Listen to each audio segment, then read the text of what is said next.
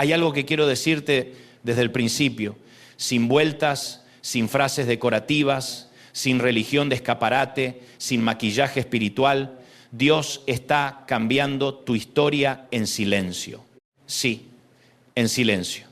No siempre con relámpagos, no siempre con estruendo, no siempre con una puerta que se abre delante de tus ojos en el mismo instante en que oras. A veces Dios cambia tu historia cuando no ves nada moverse. A veces el cielo trabaja en el turno de la noche. A veces el milagro no hace ruido mientras se está gestando. A veces la respuesta no entra por la puerta principal con trompetas, sino que se está cocinando detrás de una pared que tú no puedes atravesar. Y como nosotros somos hijos de una generación que se acostumbró a lo instantáneo, a lo inmediato, a lo que aparece en pantalla en 3 segundos, nos cuesta creer en un Dios que trabaja en procesos. Nos cuesta creer en un Dios que no siempre da explicaciones. Nos cuesta muchísimo entender que el silencio de Dios no significa la ausencia de Dios. Nos cuesta aceptar que cuando Él no habla no es porque se fue. Cuando Él calla no es porque te soltó. Cuando Él no responde al ritmo que tú quieres, no es porque no te ame. Muchas veces, cuando Dios hace silencio es porque está escribiendo capítulos que todavía no te toca leer. Hay gente escuchándome hoy que está cansada de esperar, cansada, no cansada físicamente solamente, cansada del alma, cansada de decir, Señor, ¿hasta cuándo? Cansada de mirar la misma situación, el mismo problema, la misma deuda, el mismo diagnóstico, la misma crisis familiar, el mismo hijo que no reacciona, el mismo matrimonio roto, la misma puerta cerrada. Y llega un punto donde uno ya no tiene ni siquiera fuerzas para formular una oración elegante. Uno simplemente mira al cielo y dice, Señor, si todavía estás ahí, no te olvides de mí. Y yo vine a decirte algo con todo mi corazón. Dios no se olvidó de ti. No se le cayó tu nombre de la memoria. No perdiste tu turno en el cielo. No quedaste fuera del radar divino. No eres una nota al pie del plan de Dios. No eres el descarte del reino. No eres el que quedó sentado en la sala de espera para siempre. Dios está trabajando aunque sus manos no se vean. Dios está obrando aunque tus ojos no lo registren. Dios está moviendo piezas, acomodando personas, cerrando rutas, abriendo otras, preservándote de cosas que no entiendes, sanando partes tuyas que todavía ni sabes que estaban heridas, y mientras tú piensas que no pasa nada, el cielo no ha dejado de moverse ni un segundo. La Biblia está llena de silencios. Eso me fascina y me confronta, porque nosotros celebramos los versículos de impacto, las victorias, las resurrecciones, los mares abiertos, los gigantes derribados, pero entre un milagro y otro hay silencios. Entre una promesa y su cumplimiento hay noches.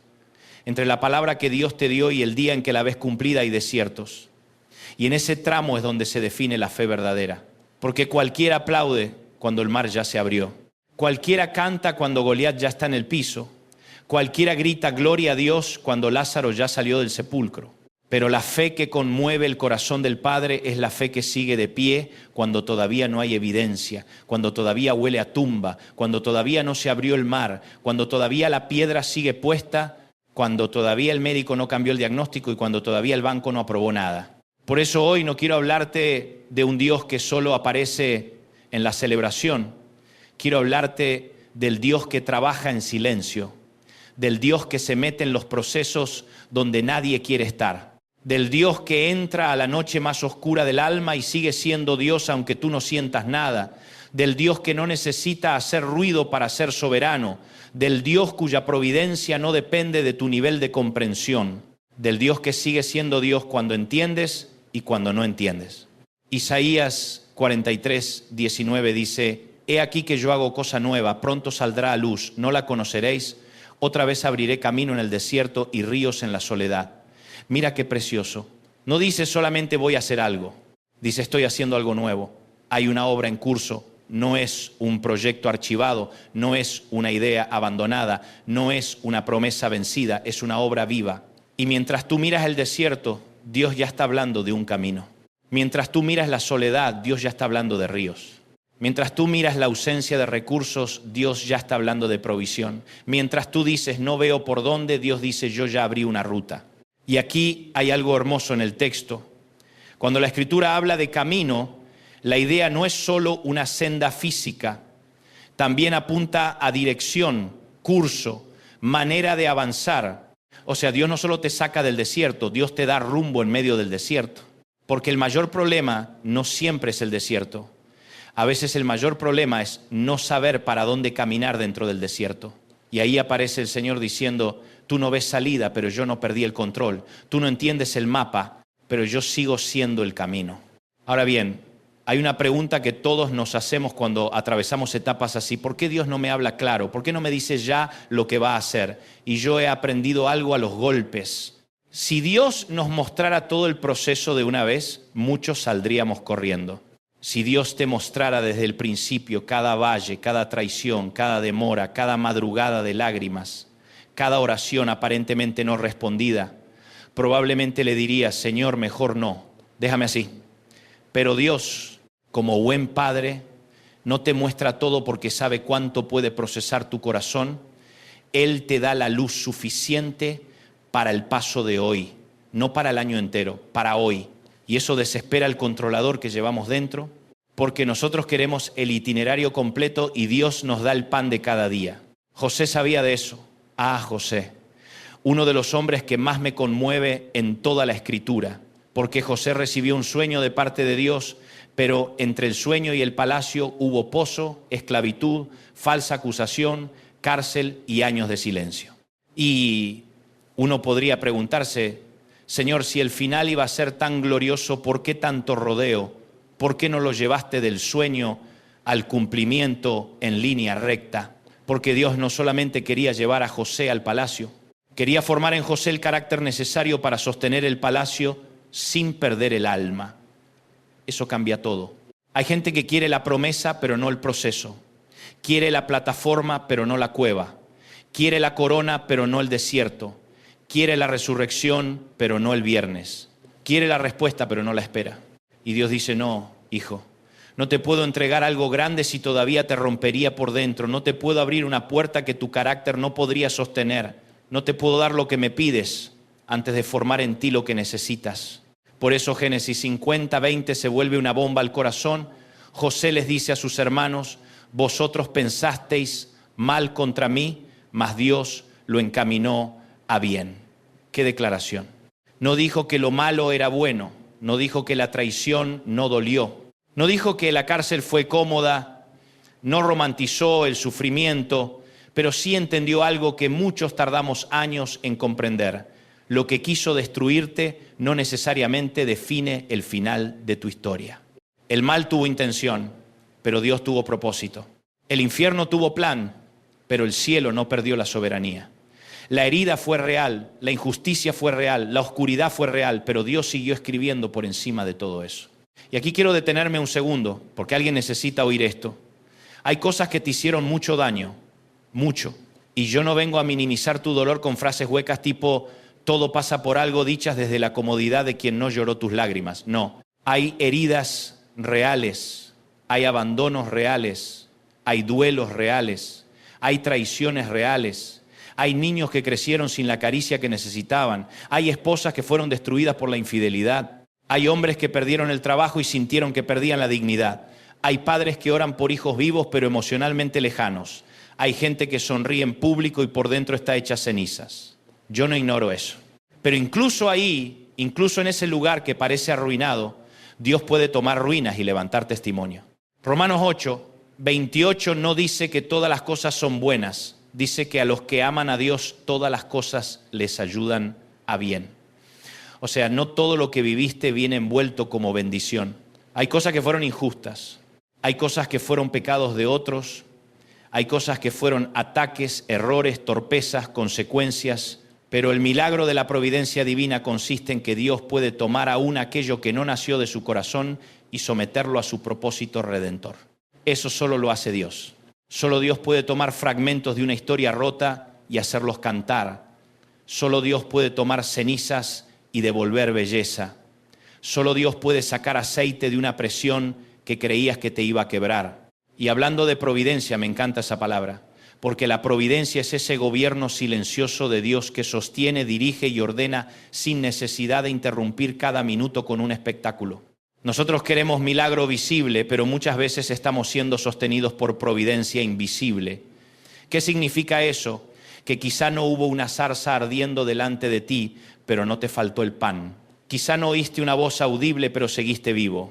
Quizá no se abrió el cielo con truenos, pero esa llamada llegó justo a tiempo.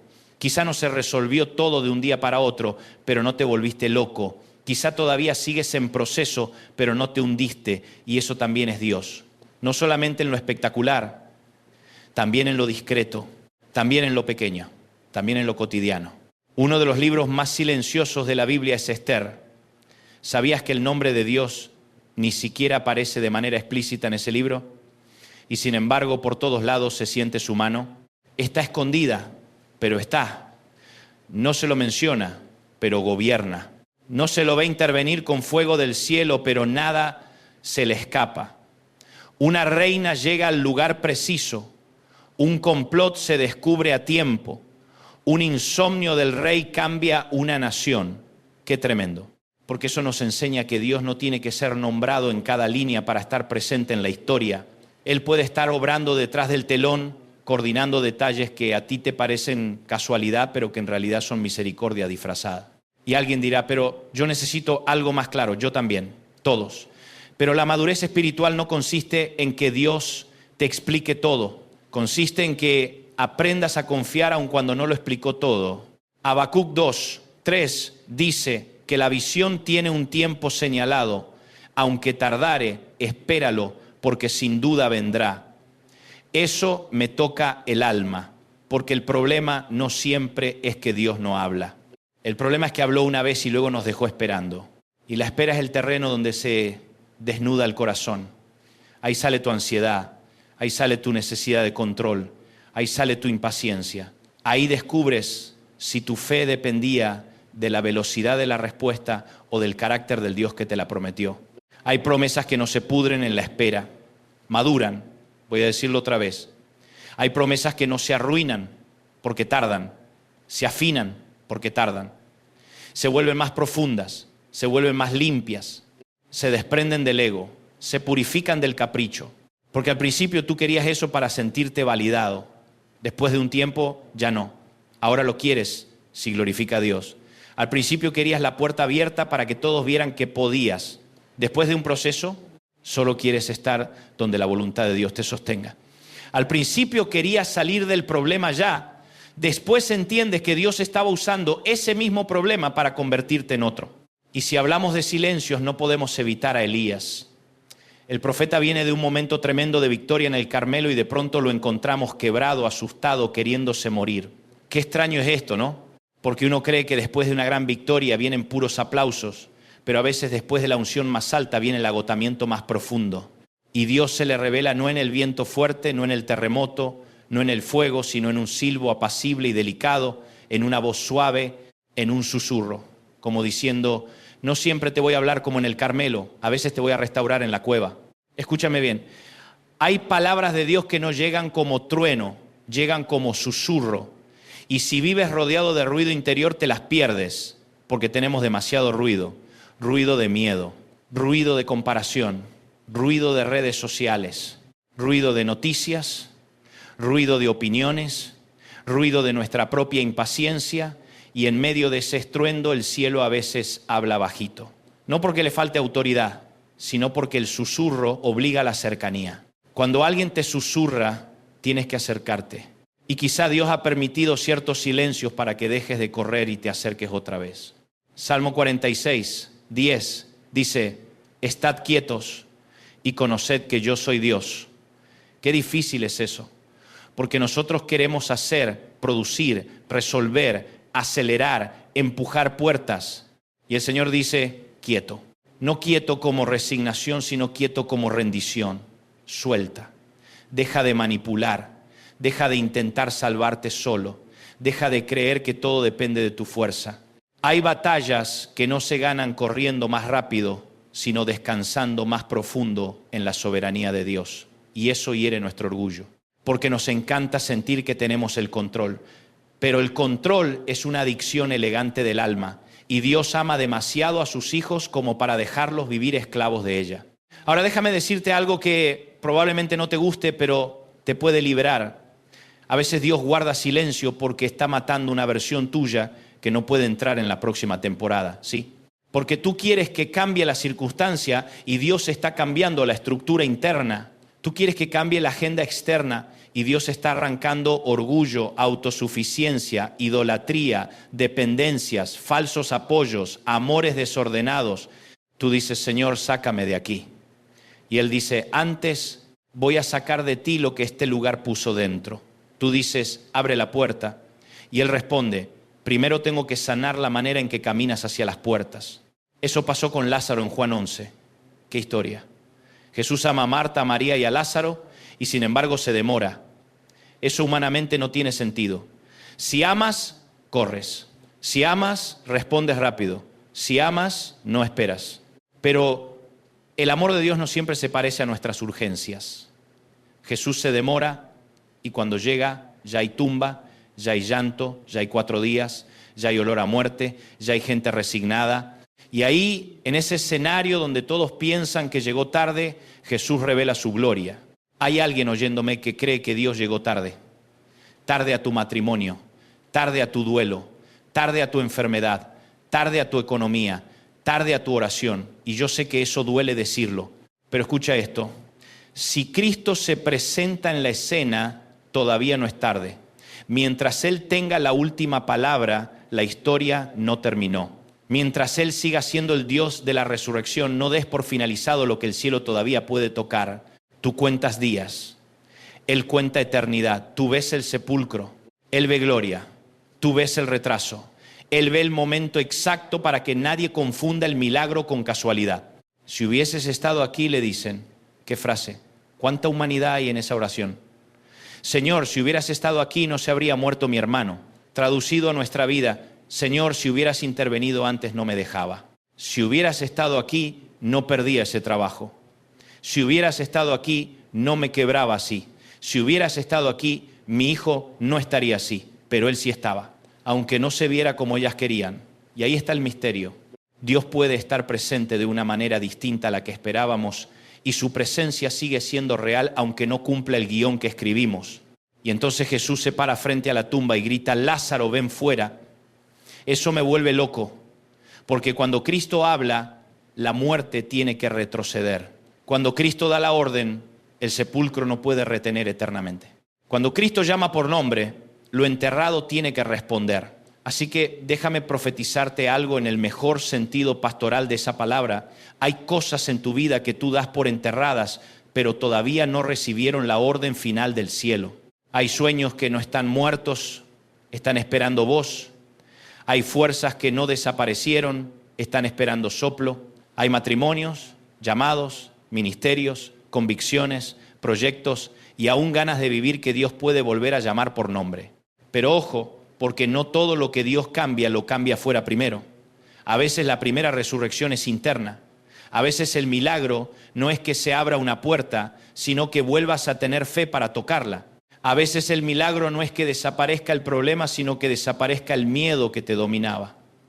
A veces el milagro no es que cambie la tormenta, sino que cambie la forma en que tú atraviesas la tormenta. A veces tú estás esperando que Dios transforme el escenario y Él te está transformando a ti en una versión que ya no se quiebra tan fácil, que ya no se asusta por todo, que ya no depende de la aprobación, que ya no corre detrás de migajas emocionales, que ya no necesita que todos entiendan lo que Dios le prometió. Y ahora quiero hablarle a alguien que está en una etapa rarísima, de esas que no sabes cómo explicar. No estás donde empezaste, pero tampoco llegaste a donde crees que vas. Ya no eres el de antes, pero todavía no ves lo nuevo completo. Estás en el medio. Y el medio es incómodo. El medio no tiene aplausos. El medio no tiene cierre. El medio es esa temporada donde todavía no puedes contar el testimonio porque todavía estás adentro. Y ahí uno se desespera porque dice, Señor, al menos dame una señal. Y quizá la señal es que no te soltó. Quizá la señal es que no perdiste la fe por completo. Quizá la señal es que pese a todo, sigues aquí, sigues respirando, sigues escuchando palabras, sigues buscando, aunque sea arrastrándote. Y eso ya es evidencia de gracia. No subestime los trabajos silenciosos de Dios. No los subestimes. Hay raíces que crecen debajo de tierra antes de que aparezca el fruto. Hay embarazos que no hacen ruido en la primera semana, pero la vida ya está formándose. Hay inviernos donde parece que el árbol está muerto, pero por dentro la vida está conservándose para brotar en su tiempo. Y si la naturaleza entiende de procesos, ¿por qué nosotros nos escandalizamos cuando Dios nos mete en uno? El problema es que queremos frutos sin raíz, primavera sin invierno, gloria sin cruz, y Dios no funciona así. Su manera de trabajar suele ser más profunda que rápida. Mira a David, fue ungido rey, pero no subió al trono al día siguiente. Después de la unción vino persecución, cuevas, desiertos, lanzas arrojadas por Saúl, traiciones, huidas. Entonces uno podría decir, ¿y la unción de qué sirvió? Sirvió para marcar un destino, no para eliminar el proceso. La unción no cancela la batalla. La unción te identifica, pero también te expone a un entrenamiento. Porque si Dios puso algo sobre tu vida, el infierno lo huele. Y por eso a veces cuanto más cerca estás de tu siguiente temporada, más extraño se pone todo. Más resistencia, más presión, más preguntas, más tentación de rendirte. No siempre porque estés haciendo algo mal. A veces precisamente porque estás avanzando hacia algo que el enemigo no quiere que abraces. Pero mayor es el que está en ti. Mayor, no simbólicamente, mayor de verdad, mayor que lo que te amenaza, mayor que lo que te persigue, mayor que lo que te diagnosticaron, mayor que esa historia familiar que viene repitiendo ruina, mayor que ese patrón de fracaso, mayor que la ansiedad que te quiere gobernar, mayor que la culpa que te susurra que ya no mereces nada, mayor que la vergüenza que te quiere dejar escondido, mayor que tu pasado, mayor que tu error más grande. Mayor que lo que quisieron escribir sobre ti. Y si Dios está cambiando tu historia en silencio, entonces una de las cosas más peligrosas que podrías hacer es tomar decisiones permanentes en temporadas temporales. No abandones tu fe por un capítulo difícil. No entierres tu llamado por una temporada oscura. No canceles tu oración porque el cielo no respondió en 24 horas. No te salgas del propósito por cansancio. Descansa si hace falta, llora si hace falta, toma aire si hace falta, pide ayuda si hace falta, pero no te desconectes del Dios que te sostiene. Porque el enemigo sabe algo. Si logra que interpretes el silencio como abandono, ya avanzó demasiado. Pero si tú te mantienes diciendo, no entiendo nada, pero sigo creyendo, le arruinaste el plan. Y aquí quiero meterme en algo muy práctico. ¿Qué hacemos mientras Dios cambia nuestra historia en silencio?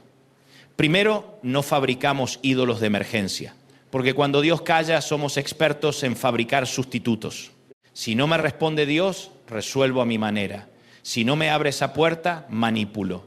Si no me sostiene emocionalmente, corro a brazos equivocados. Si no veo provisión, me vendo por menos. Si no me siento afirmado, mendigo validación. Y el Señor dice, no, hijo, espera, no sacrifiques tu futuro por aliviar esta noche. Hay alivios que parecen puertas, pero son trampas con buena iluminación. Segundo, mientras Dios trabaja en silencio, tú permaneces fiel en lo pequeño, porque la fidelidad cotidiana prepara el terreno para las visitas grandes de Dios. Sigue orando, aunque te cueste. Sigue leyendo la palabra, aunque hoy no sientas fuegos artificiales. Sigue congregándote. Sigue honrando. Sigue perdonando. Sigue sembrando. Sigue haciendo lo correcto aunque nadie aplauda. Hay gente que quiere un gran quiebre de gloria, pero desprecia la obediencia sencilla de todos los días. Y el reino suele crecer así, como una semilla. No hace ruido cuando se siembra, pero después nadie puede negar que brotó. Tercero, aprende a reinterpretar el silencio, porque no todo silencio es castigo, no todo silencio es rechazo, no todo silencio es demora inútil. A veces el silencio es un taller. A veces el silencio es una sala de cirugía, a veces el silencio es incubadora, a veces el silencio es el padre diciendo, no te voy a explicar todavía, pero no te voy a dejar solo. Y eso requiere una fe distinta, no la fe que celebra cuando todo sale bien, la fe que descansa en el carácter de Dios cuando todavía no sabe cómo termina. Y quiero decirte algo que he visto una y otra vez. Cuando finalmente Dios revela lo que hizo en silencio, uno mira atrás y entiende piezas que antes parecían absurdas. De pronto entiendes por qué esa puerta cerrada te salvó, por qué aquella relación que tanto rogaste no prosperó, por qué aquella espera te formó, por qué aquella caída te humilló a tiempo, ¿Por qué aquel desierto te vació de dependencias tóxicas? ¿Por qué aquella traición te enseñó a depender más de Dios que de la aprobación de la gente? Y entonces dices, Señor, no me abandonaste, me estabas reordenando. Y quizá hoy tú no puedes decirlo todavía. Está bien, no tienes que fingir madurez que aún estás procesando. Hay días en que la fe suena como un rugido, pero hay otros en que la fe apenas suena como un susurro, y ambos cuentan. A veces la gran victoria del día no es derribar gigantes, es no apagar el altar. A veces la gran victoria es seguir aquí. A veces la gran victoria es volver a orar después de haber sentido que no podías más. A veces la gran victoria es decir, Señor, no entiendo, pero no me voy. Eso también es adoración. Eso también es fe. Eso también hace temblar al infierno. Si hoy estás en una noche larga, quiero prestarte una convicción hasta que la tuya se fortalezca. Dios sigue escribiendo. Tu historia no quedó interrumpida para siempre. No se agotó la tinta del cielo sobre tu vida. No terminó lo bueno. No se canceló la promesa. No se secó la mano de Dios. No cambió su carácter. No te soltó en el tramo más duro. Él sigue siendo el que abre camino en el desierto. Sigue siendo el que hace ríos donde parecía que todo era árido. Sigue siendo el que resucita lo que huele a final. Sigue siendo el que usa aún el mal que otros diseñaron para empujarte hacia su propósito. Sigue siendo el Dios de José, de Esther, de David, de Marta, de María, de Lázaro, de Daniel, y también sigue siendo tu Dios. Y te digo algo más, no desprecies esta temporada, porque un día alguien va a necesitar el testimonio que ahora te está costando. Un día vas a abrazar a alguien roto y le vas a decir, yo también pasé por noches donde pensé que Dios estaba callado. Y tus palabras van a tener peso porque no nacieron de un libro bonito, sino de una herida cicatrizada por gracia. Hay consuelos que solo pueden ministrar los que ya fueron sostenidos en la oscuridad. Hay autoridad que no se recibe por micrófono, sino por haber sobrevivido a una noche donde solo Dios te sostuvo. Así que hoy, antes de terminar, quiero dejarte una declaración de fe, no como una fórmula mágica, no como un mantra vacío, sino como una posición espiritual. Si quieres, haz la tuya ahí donde estás. Señor, aunque no vea, confío. Aunque no entienda, confío. Aunque duela, confío. Aunque tardes, confío. Aunque la tumba siga cerrada, confío. Aunque la puerta todavía no se abra, confío. Aunque mis emociones me traicionen, confío. Porque mi fe no descansa en lo que siento, sino en quién eres tú. Y tú sigues siendo bueno. Tú sigues siendo fiel. Tú sigues siendo Dios. Y ahora déjame orar brevemente por ti. Padre amado, en el nombre de Jesús, te presento a cada persona que está escuchando esta palabra. Tú conoces la noche de cada uno. Tú conoces las lágrimas que nadie vio, las preguntas que nunca dijeron en voz alta, los duelos, las esperas, los silencios, las decepciones y los cansancios del alma. Hoy te pido que soples esperanza sobre sus corazones. Que donde hay sequedad broten ríos, que donde hay desorientación aparezca tu camino, que donde hay tumba se oiga tu voz, que donde hay miedo se levante la fe. Recuérdales que no los has olvidado, que no los has soltado y que aún en silencio sigues cambiando su historia. En el nombre poderoso de Jesús. Amén.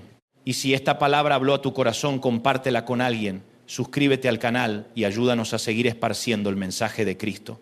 Porque quizá lo que Dios te habló a ti en silencio hoy sea exactamente la voz que otro necesita para no rendirse.